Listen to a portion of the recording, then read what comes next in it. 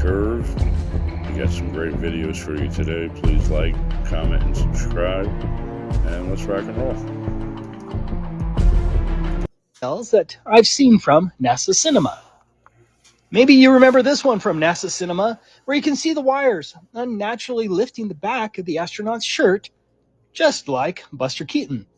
Yeah, I'm sure that's just perfectly normal space bum bulging that just seems to match wires and harnesses.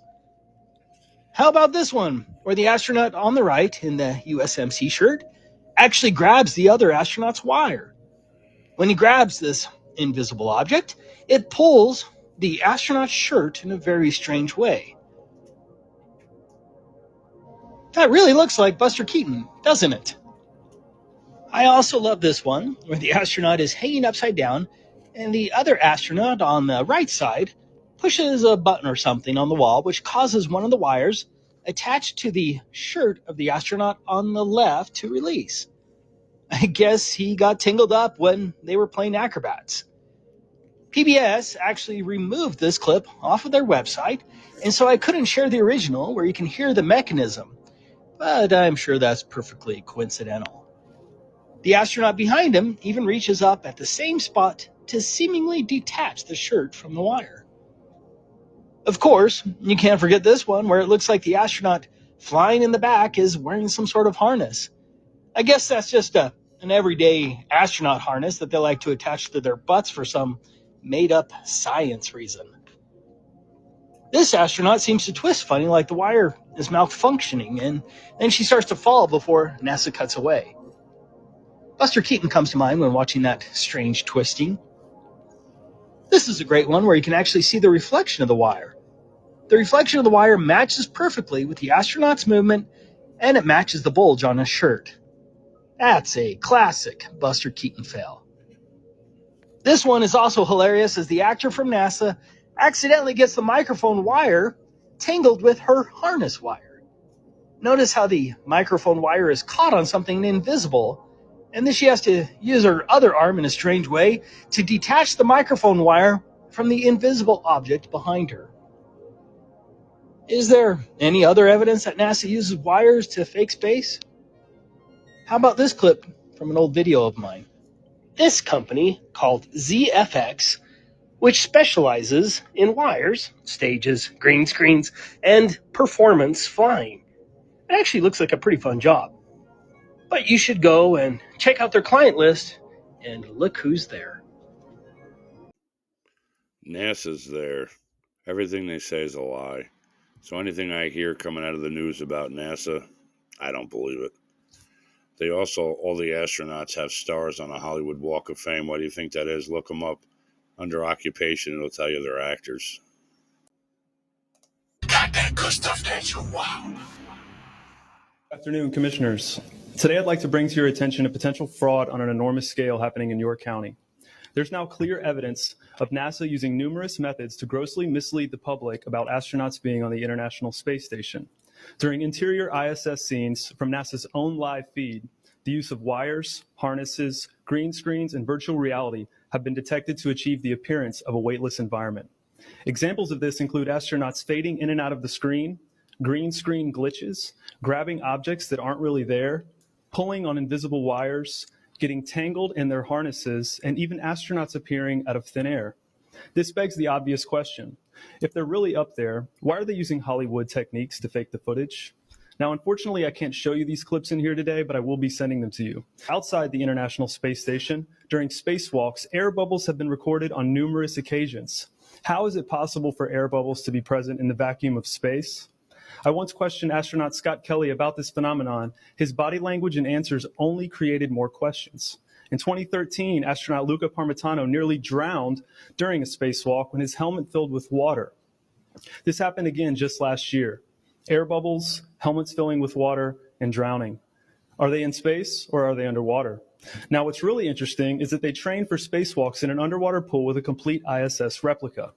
Now, surely they aren't filming these spacewalks in an underwater pool and then editing them to appear if they're in space, because that sure would be something, wouldn't it? I'm calling on the Brevard County Commissioners to open a full investigation into NASA's fraudulent practices and use of taxpayer dollars. It costs NASA $3 billion per year to operate the ISS, and if they don't have a darn good explanation as to why they're faking these videos, I and the public would like a darn good explanation as to where our tax money is going. And if they are indeed faking the funk, it is our duty to expose and eliminate this fraudulent and astronomically wasteful ISS program. And look, I know what you're all thinking. The NASA is part of the federal government, and you're just county commissioners. Even if what I'm saying is true, what can you do?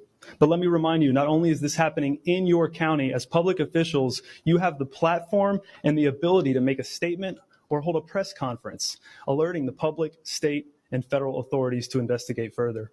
You have the power to start the conversation. Video evidence of everything I described today will be emailed to you all, and I truly hope we can get to the bottom of this.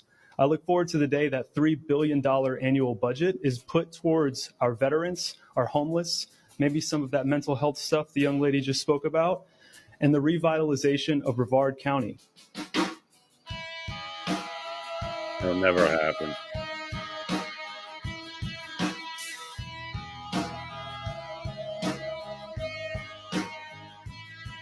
With your feet on the air, your head on the ground.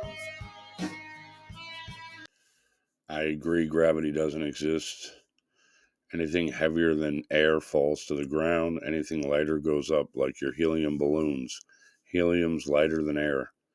Makes sense to me. You only need gravity if you're spinning on a ball through outer space, but if you're not spinning or moving in your flat plane with a firmament, what do you need gravity for? Yeah.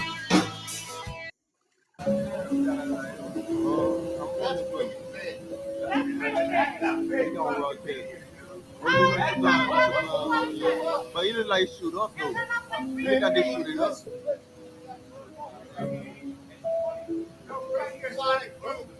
They've been trying to break it forever. Can't be done. This NASA document assumes a flat, non-rotating Earth. Georgia Institute of Technology, on behalf of NASA, the model used is a flat, non-rotating Earth. Technical memo from the NASA Langley Research Center, flat, non-rotating Earth. NASA Technical Memorandum, flat, non-rotating Earth. NASA publication on the derivation and definition of the linear aircraft model, flat, non-rotating Earth, and flat, non-rotating Earth. NASA contractor, flat, non-rotating Earth, and flat Earth assumptions. NASA Ames Research Center, non-rotating flat Earth. Army Research Laboratory, flat Earth. Army Research Laboratory, propagation of electromagnetic fields over a flat Earth. Army Research Laboratory, a flat Earth approximation provides the best estimate. NASA Technical Paper, stationary atmosphere over a flat, non-rotating Earth. NASA Technical Memo, a non-rotating Earth. MIT Department of Aeronautics and Astronautics, flat Earth, flat Earth. NASA Memo, flat, non-rotating Earth. NASA Contractor Report, assumption based on the Earth is flat and non-rotating. NASA Technical Memo, flat, non-rotating Earth. All the documents on their website say flat and non-rotating Earth. Explain that one to me. Take a second to honestly observe the following picture and tell me what this looks like to you. If you said a bunch of cardboard, construction paper, curtain rods, gold tape, and foil, you would be correct. If instead you said the National Aeronautics and Space Administration's highest technological achievement, incapable of being reproduced today, the Apollo 11 lunar lander, then you would also be correct. Most unbiased viewers would assume your average high school art class could construct this contraption without much struggle. But official NASA spokesman and astronaut Don Pettit assures us that actually this 1969 technology is so advanced that even with their multi-billion-dollar yearly budget, they cannot for the life of them recreate it now. I'd go back to the moon in a nanosecond, Don informs us. But NASA destroyed that technology, and it's a painful process to build it back again. Firstly, why on earth would NASA destroy the original Apollo lunar landers? The historic first crafts that landed men on the moon? The supposed most incredible achievements of mankind? And they irreparably destroyed them so that they could not be replicated even after 50 years? Could it be because they didn't want future generations able to visit museums and see these laughable 1960s attempts at high-tech looking space vehicles? And what other 1960s technology is so advanced and expensive that it cannot be recreated easily and far better now than way back then? Let's take a closer look at this 1960s spaceship and see what else we can notice. For example, look at the paneling here on the side of the craft. If someone sheetrocked your house looking like this, you would be entitled to a full refund. Yet, with supposedly the best engineers and scientists in the world on the job, this is the kind of craftsmanship NASA provides? Look at the flimsy, haphazard, and careless construction materials and methods used. Look at the buckling, warping, and indentations showing how thin the paneling is. What is this thing? A Twinkie? No, I'm sure it's some super important and necessary high-tech device. Here there are press stubs, and here also has press stubs. But here, and here, they must have run out, so they used gold foil instead. And then over here, they must have run out of gold foil because they didn't bother with either. Look over here, at the evenly spaced lines of gold foil going down the legs, until you get to this point, where there is 3 lines right close together. It must be important because it's the connection point to the other crossbars, right? Let's look at another leg. Oh, no. On this one, they are all evenly spaced the whole way down. No 3 lines near the crossbar. Apollo 11 mission controller Harold Loden was quoted saying, "The skin on the crew cabin was very thin, and that was all done because of weight saving. If you really took your finger and poked hard at it, you could poke right through the outer skin of the spacecraft. It was about the thickness of 2 layers of aluminum foil." Project manager Thomas Kelly concurred, noting that the skin, the aluminum alloy skin of the crew compartment, was about 12 1/1000ths of an inch thick, equivalent to about 3 layers of Reynolds wrap that you would use in the kitchen. Apollo astronaut Jim Lovell said, "Whenever I saw a model of the lunar module, it had these rigid sides and looked really strong. Turns out that external portions of the lunar module are actually made up of mylar and cellophane, and it's put together with Scotch tape and staples. We had to have pads on the floor, because if you dropped a screwdriver, it would go through the floor." Apollo astronaut Gus Grissom even famously hung a lemon on the lunar lander just weeks before the mission started. The dictionary describes lemon being a word used to describe things, especially automobiles, regarded as unsatisfactory, disappointing, or feeble. The lunar lander was never even once tested on Earth, landing here from any altitude before supposedly going and successfully landing on the moon. There, this pathetic cardboard and tinfoil construction allegedly fell from lunar orbit at 4,000 miles per hour, then used retrothrusters to slow it down and safely landed without a hitch on the lunar surface. When the astronauts did practice in other training vehicles, 3 out of 5 of them crashed, and you can see here how difficult they were to control, even in broad daylight, on Earth, in optimal conditions. The idea that the actual lunar lander was never once tested on Earth, but then made a perfect landing on the moon, is one small step for lying Freemasons, and one giant leap for brainwashed mankind. What an absolute joke that is. I don't know who thinks we went to the moon or landed on it with that piece of crap. I'm not even creative or artsy, but I think I could create something better than that. That's crazy. To cast spell on a child Now, and fails. first of all, lad, we've got to get all these medieval ideas out of your head. Clear the way for new ideas.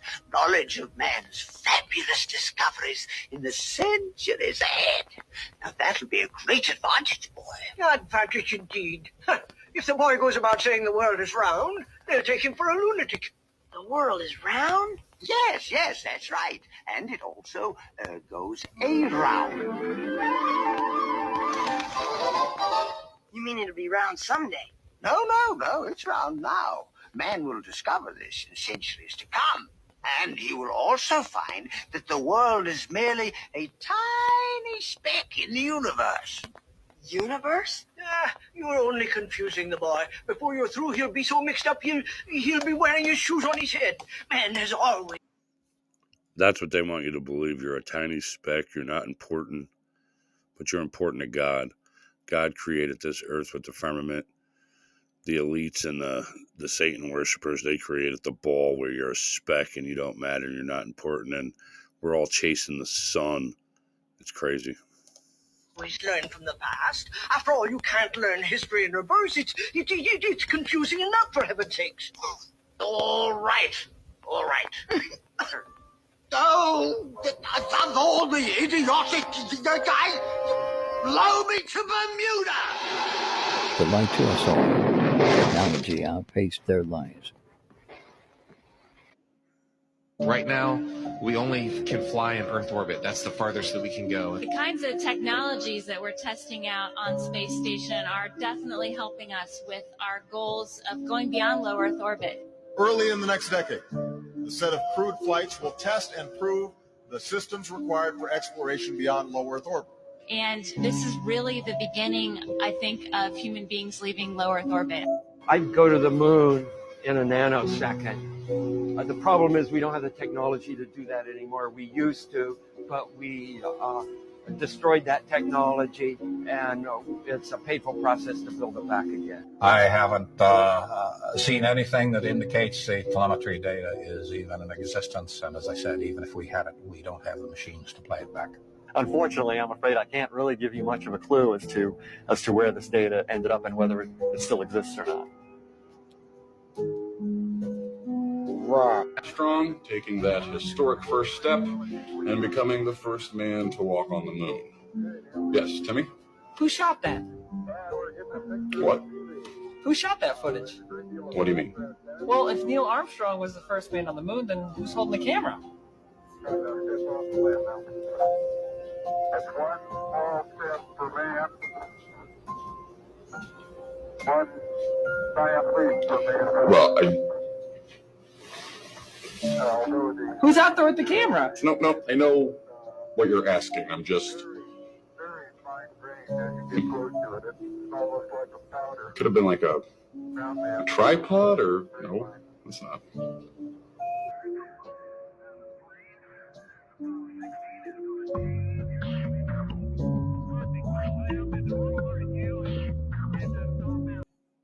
So you're saying there's an entire country we don't know about? What if I told you there's a part of the Earth no one's ever seen?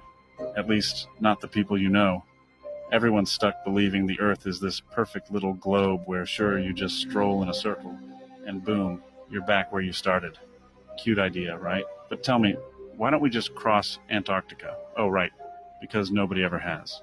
You think it's just this cold, useless slab of ice at the bottom of the world, but that's the lie. Antarctica? It's not just land, it's a wall, a barrier. It locks us inside the tiny part of the Earth we think we know. And what lies beyond, that's where things get interesting. The people in power, they know what's on the other side. They make sure you stay clueless like good little sheep, believing you live on 7 continents. But you've got no idea what's out there. Whole continents. Oceans bigger than the Pacific. And humans who have lived beyond that ice wall for centuries were nothing more than their experiment, caged inside this small, controlled space. That's the real reason no one lets you explore Antarctica. They don't want you wandering too far, because once you cross that ice, you'd realize we're not in charge of this world at all.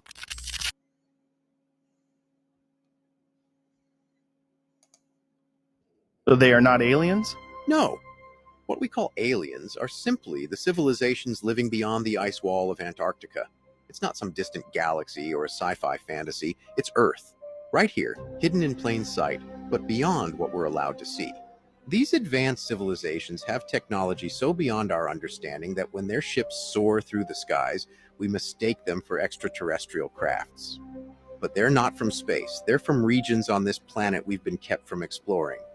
Why the lie? The oligarchs, the ones pulling the strings, want to keep us in fear of the unknown. Aliens, outer space, it's all a smokescreen. They don't want us asking questions about what's really out there. These civilizations are light years ahead of us in tech and knowledge. That's why the narrative is controlled. They don't want you to even imagine the idea that there's more to Earth than you've been told. But trust me, it's not aliens coming for us. It's advanced beings from right here, beyond the icy borders we're forbidden to cross. This is just a. It says he was exiled from a land beyond the ice wall. Check this out, y'all. Exiled from a land beyond the ice wall, and our realm is a prison. Definitely different looking, y'all.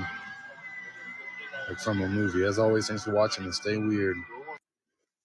The word dunya, or the world, is mentioned 155 times in the Quran.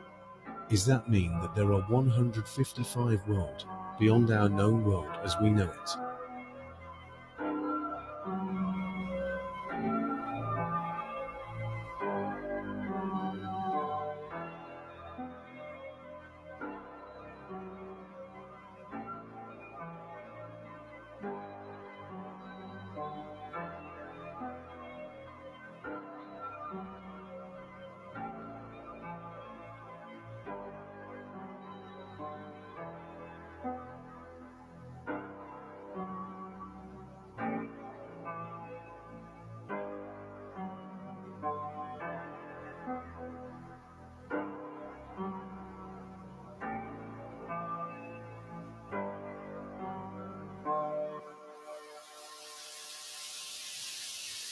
Now stop saying that there's no other worlds beyond our world. You and I are the same. We know nothing about this world. So, don't act like you know everything. If you and I still walk on the surface of the same earth and lived under the same sky, we know nothing. I'm saying back to them, like, just trust me. You guys don't understand, right? Like, we've been lied to. Trust me, you'll see what's ahead. They're going, buddy, you don't know what you're talking about. Oh, we're just going to come back up around the other side of the globe. You know, they're telling me we're going to hit the Indian Ocean, Australia, right? They were thinking in terms of the global model. But this is where it gets crazy, you know, as they realize I ain't stopping. One of the other pilots says to me, he goes, listen, you land that thing now, we sign an NDA and go home, act like this never happened. But go ahead, continue forward if you must, but just know it's a one-way ticket. You ain't ever coming back. What did you do? What I set out to. I could see the wall by this point. There was no turning back. And as I fly over the wall, the other jets behind me just hit wide pivots to turn around, and the pilot radios me one last time. He goes, crazy son of a... Good luck, kid. And I mean, look, I just soar off into no man's land. I'm baffled.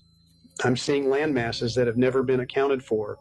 The navigational equipment on the jet is no longer working, but I know as long as I stay due south, I'll reach Panthea. I'll reach the Dark Continent. And lo and behold, 30 or so hours later, sun goes down and it never comes back up. I start to drop my altitude to get a better view, and there she was. I saw the dark lands. I saw everything that Hemington had spoke of. Look, I landed the jet on a clear landscape, and before I even had a chance to get out, there they were. The Pantheons Hemington spoke of, stepping in slowly. I mean, they were literally... Do you believe that? That he took a jet and went over the ice wall and flew for however long and reached some land, dark land with some Pantheons or what have you? I mean, it sounds cool, but how did he get back? Why is he not dead? But you never know. Could be true. Maybe the elites thought, well, no one will ever believe him, so. But how did he get back? That's cool. If you've ever wondered where Asgard is, well, apparently this is where it is. Now, I found this map when I was, wandering around on the internet, and it's a flat earther map. It shows Earth in the middle, and then there's Antarctica, which is supposed to be a giant ice ring, and apparently there's holes in it where you can sail through and go to all these other continents, and these continents are apparently based off of ancient mythologies and stories about these different races of people, and I guess this is where they came from. And I don't know, like, I thought it was pretty cool. It's pretty interesting. Now right here is apparently leaked footage of Beyond the Ice Wall, which it looks pretty cool. It looks like they got an Egg City right there. But we're never gonna know if any of this stuff is real unless we actually go there. But we can't go there because there's the military and they'll stop us, which is unfortunate. So, we will probably never get to the bottom of this. So let's just... I want to go. How about you? The hidden lands beyond the ice walls. awakening truth. Let's have a little journey to the old map.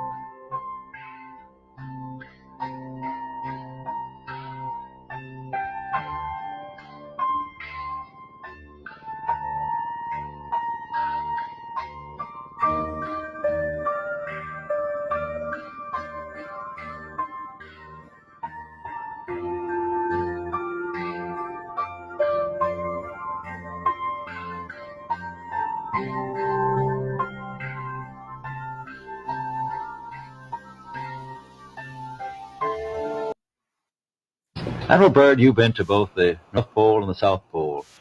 Is there any unexplored land left on this Earth that might appeal to adventurous young Americans?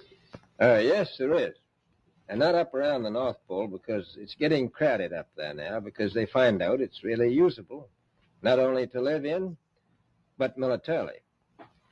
But strangely enough, there's left in the world today an area as big as the United States that's never been seen by a human being. And that's beyond the pole on the other side of the South Pole from Middle America.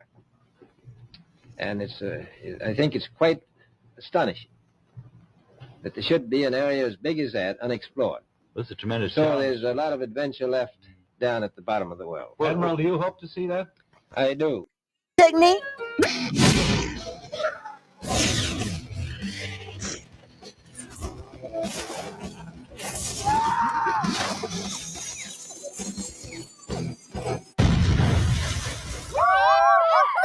Did you see that? My rock almost made it to the edge of the world. The edge of what now? The edge of the world, yo. Where the planet drops off. Drops off? Wait, Beast Boy, you don't believe the Earth is round? Mm-hmm. That's right. The Earth ain't round. It's a big old pancake. Your laughter only makes my belief stronger. When did you become so dumb? I ain't dumb. I'm a free thinker. If you believe the Earth is a pancake, then what about the thousands of photos that clearly shows the Earth is round, like a basketball? They's all fake. Okay, if the Earth is a pancake, then how do we get both day and night? Because the sun is like a spotlight, and it moves around shining on one place at a time. Okay, crazy. But if the Earth is a pancake, why does not the water spill off the edges? Yeah, water would spill right off into space. Ha ha ha! Explain that, Mr. Pancake Earth! 2 words. Butter wall. Butterwall? Seriously? Ice wall. A butter wall? That's what I said, fool! There's a big old butter wall, and it circles the entire pancake Earth. The butter wall keeps the water in. Aha! Now you're catching on. You're beginning to see how reality really be. This whole pancake Earth thing is just a fake, like the abominable snowman or global warming. Actually, Robin, global warming is real. Don't make me smack you. Okay, fine. Maybe I was wrong about global warming. See, the cartoons always tell you. Now, first of all, lad, we've got to get all these medieval ideas out of your head. They're We've seen that one.